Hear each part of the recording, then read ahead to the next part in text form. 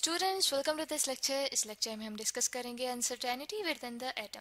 तो students, uncertainty से मुराद है कि जब हमने कोई क्वांटिटी मेजर करना हो और उस क्वांटिटी को हम बिल्कुल प्रिसाइसली या एक्यूरेटली मेजर ना कर पाएँ, ठीक है, यानी कि उसकी मेजरमेंट में हमें कोई उभाम महसूस हो, तो उसे कहा जाता है अनसर्टेनिटी। और uncertainty within the atom से मुराद ये है कि हम ये देखेंगे कि जो इलेक्ट्रॉन है वो क्या न्यूक्लियस में मौजूद होता है, ठीक है, और अगर न्यूक्लियस के अंदर मौजूद नहीं होता तो क्या न्यूक्लियस से बाहर मौजूद होता है, ठीक है।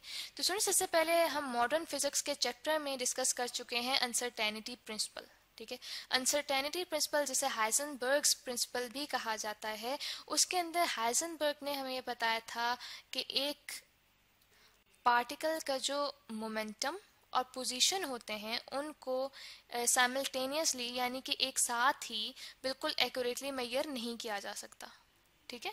जो पोजीशन और मोमेंटम होता है किसी पार्टिकल का, उन्हें साइमल्टेनियसली मेजर नहीं किया जा सकता, ठीक है, यानी कि उस मेजरमेंट में अनसर्टेनिटी मौजूद होती है, ठीक है।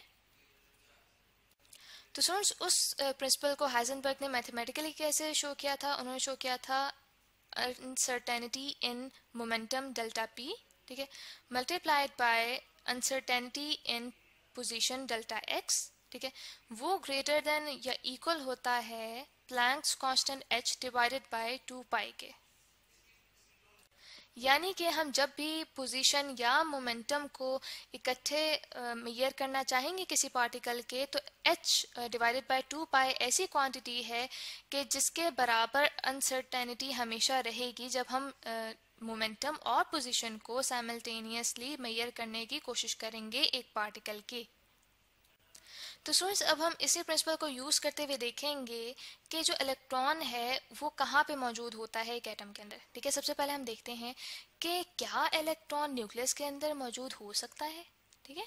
तो अगर हम देखें कि जो टिपिकल एक न्यूक्लियस होता है उसका साइज़ क्या होता है, एक न्यूक्लियस का साइज़, ठीक है, एक न्यूक्लियस का साइज़ तकरीबन होता है 10⁻⁻14 मीटर, ठीक है, यानी कि जो उसका डायमीटर होता है वो होता है 10⁻⁻14 मीटर। तो सर, इसका मतलब है कि अगर एक इलेक्ट्रॉन न्यूक्लियस के अंदर हो, ठीक है, तो उसकी पोजीशन के अंदर जो अनसर्टेनिटी है वो कितनी हो सकती है? वो हो सकती है 10⁻⁻14 मीटर, ठीक है। यानी कि हम इतने अनसर्टन हो सकते हैं, हमारी मेजरमेंट्स में इतना उभाम हो सकता है कि 10⁻⁻14 मीटर तक हम अनसर्टन हों कि किस जगह पे इलेक्ट्रॉन मौजूद हो सकता है एक न्यूक्लियस के अंदर।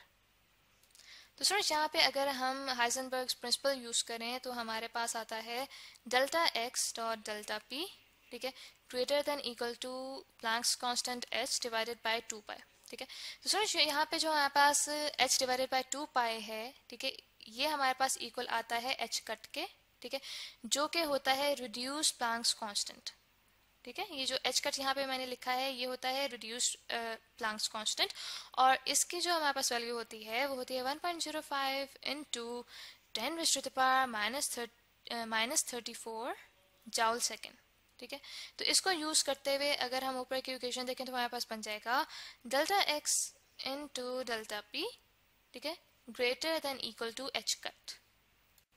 तो स्टूडेंट्स, यहाँ पे अगर हम डेल्टा एक्स को दूसरी तरफ ले जाएं तो हमारे पास डेल्टा पी हो जाएगा delta p greater than equal to h cut divided by delta x, ठीक है। तो यहाँ पे अगर हम वैल्यूज पुट करें एच कट की और डेल्टा एक्स की तो हमारे पास यहाँ पे बन जाता है 1.05 into 10⁻⁻34 joule second divided by 10⁻⁻14 metre, ठीक है, -14 मीटर।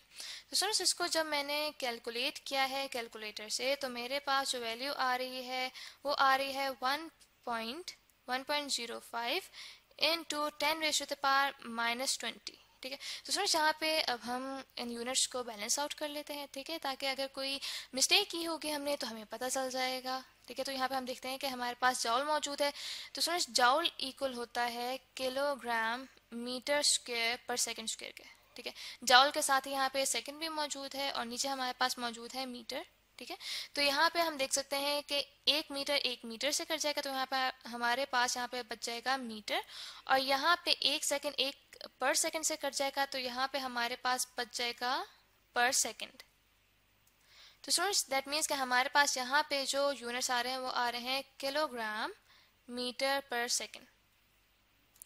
तो यूं जो हमारे पास अनसर्टेनिटी है मोमेंटम की मेजरमेंट में, वो हमारे पास ग्रेटर देन इक्वल आ रही है 1.05 into 10⁻⁻20 kilogram metre per second. तो स्टूडेंट्स यहाँ से हम देखते हैं कि जो हमारे पास डेल्टा पी है वो इक्वल होता है एम डेल्टा वी के। ठीक है, जहाँ पे जो एम है ये मैस है, ठीक है, ये मैस ऑफ इलेक्ट्रॉन है यहाँ पे, और जो हमारे पास डेल्टा वी है ये शो कर रहा है uncertainty in velocity of electron. ठीक है, तो यहाँ पे अगर हम डेल्टा वी की वैल्यू निकालना चाहें तो वो हमारे पास यहाँ पे डेल्टा पी की वैल्यू हम अगर पुट करें तो हमारे पास है greater than equal to 1.05 into 10⁻⁻20 kilogram metre per second. तो यहाँ पे डेल्टा वी फिर इसी वजह से ग्रेटर देन इक्वल हो जाएगा, क्योंकि हमारे पास जो डेल्टा पी है उसकी वैल्यू भी ग्रेटर देन इक्वल टू है। ठीक है, तो यहाँ पे जब हम वैल्यू पुट करेंगे तो हमारे पास यहाँ पे आ जाएगा delta p divided by m. ठीक है, तो यहाँ पे हम लिख लेते हैं 1.05 into 10⁻⁻20 kilogram metre per second. ठीक है, डिवाइडेड बाय जो हमारे पास इलेक्ट्रॉन होता है उसका मैस होता है 9.1 इंटू 10⁻⁻31 किलोग्राम। ठीक है, इसको जब स्टूडेंट्स मैंने कैलकुलेट किया तो मेरे पास जो वैल्यू आ रही है वो आ रही है 0.1 इंटू 10⁻11। ठीक है, तो यहाँ पे हम देखते हैं किलोग्राम किलोग्राम से कट जाएगा तो हमारे पास वेलोसिटी के यूनिट्स आ जाएंगे जो कि होते हैं मीटर पर सेकेंड। ठीक है, तो स्टूडेंट्स इससे ये हम देख सकते हैं इस रिजल्ट से कि अगर इलेक्ट्रॉन एक न्यूक्लियस के अंदर मौजूद होगा, ठीक है, तो उसकी जो वेलोसिटी है वो या तो 0.1 इंटू 10⁻11 मीटर पर सेकेंड हो सकती है या उससे ग्रेटर हो सकती है, जो कि मुमकिन नहीं है, क्योंकि जो सबसे ज़्यादा स्पीड होती है वो होती है वेलोसिटी ऑफ लाइट।